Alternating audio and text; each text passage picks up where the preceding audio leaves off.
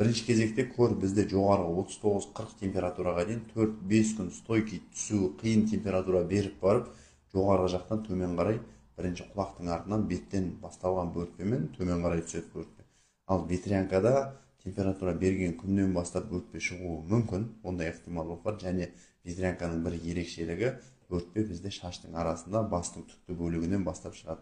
Егер сіз балаңызда ветрянканы подозревать етіп жатсаңыз, шаштың арасында обязательно болады. Ал корда ондай нәрсе болмайды. Ол бір. Екіншіден, корда бізде макулопапулезды дейміз, яғни ешқандай корочка болмайды. Ал ветрянканың бөртпесінде ішінде бір суы бар сияқты, және беті бір жара сияқты корочкамен бөртпе шығып бастайды. Көрдің температурасы қатты жоғары болады, ветрянка 37,5-38-ге дейінгі субфибрильді температурамен өтіп кетуі мүмкін. Және де көрдің ерекшелігі айттық жоғарыдан төмен қарай басталады, ал ветрянка кез келген жерден